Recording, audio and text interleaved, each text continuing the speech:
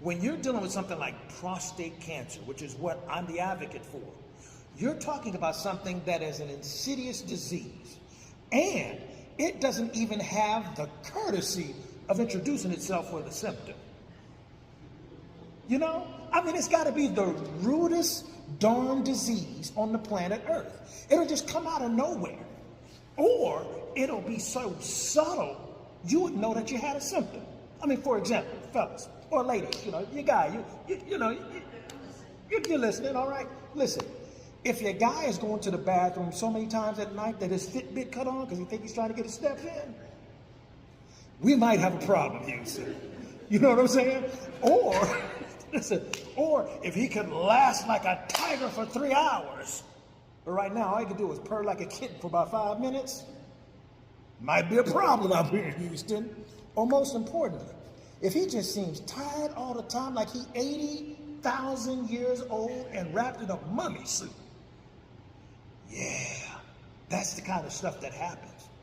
And these subtle things can be so quick and not noticeable that before you know it, you are deep into the waters of sickness and don't even know it's happening to you.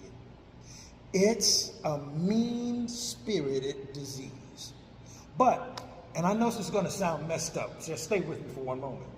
But out of all the cancers you could get, I say short of, let's say, skin cancer, you hit the lottery on one, you can fight back. At least this one, you got a fighting chance. You got a fighting chance if you get screened early enough. You know, I know guys, don't nobody want to deal with the digital rectal exam, DRE, or I like to call Dr. Dre, you know what I'm saying? Everybody wants to avoid Dre, and I get that. But you can even avoid Dre with a PSA test, and that's not a public service announcement. That's a prostate-specific antigen test. It's a blood test. So what happened with me was, just for context, if it's at a 2.0 or below, that's pretty normal. 2 is kind of high. 4, they start looking at your side eye. 6, they start asking you about your estate planning. You know what I'm saying? When I had my first test, it came in at an 8. That's so high, right? You got it? Your eyes popped. Imagine me. I started crying like a baby, all right? I wasn't supposed to say that out loud. I wasn't supposed to confess that much. But okay, anyway. But what happened was the doctor said, that was a little high. Let's try this again. 2 weeks later, I took it again. It was a 9. He said, there's no way it's supposed to be a 9. So I used to bike a lot. So he said, look, I need you to stop, get off your bicycle. You know, I'd go 2 hours to go see my girlfriend. He said, don't make any trips, and don't go do no girlfriend visits. You know what I'm saying? That's called hint, hint. I'm trying to stay corporate, hint, hint, right? We come back, pardon my French, which is the only way I know, the damn thing came back at 10.2. I heard my doctor say something you don't ever want your doctor to say. He's looking at my test results like I just flunked my final exam. What are we going to do about this? Wait, whoa, doc, what did you just say? What are we going to do about this? He says, I'll never forget this. I've never seen an aggressive form like this in my career. Thanks for the vote of confidence, Doc. Appreciate that, right?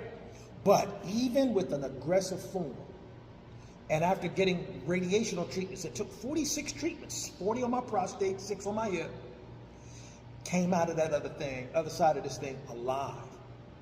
Now, here's the hard part, and here's why I'm here at Max Challenge today. The cancer is bad enough, right? The treatment is devastating because you got to take hormone pills to drop your testosterone to 0 because prostate cancer thrives on testosterone. When you're on that treatment plan, you find out what kind of man you really are or aren't. You know what I'm saying? But the hard part is rebuilding afterwards. This is where Max Challenge comes into play. If you don't take your health seriously and make immediate physical goals with you, and ladies, with your man, do it as a couple. Because it's easier for him to do what he needs to do, or it's easier for her to do what she needs to do if you're doing it together. You don't have like Good luck at the gym, baby. That's not going to work. This is a team thing. Because when prostate cancer hit, it affects the team. You know what I'm saying? Somebody's the quarterback, somebody's the receiver. You got to have both in order to have a team. Get me?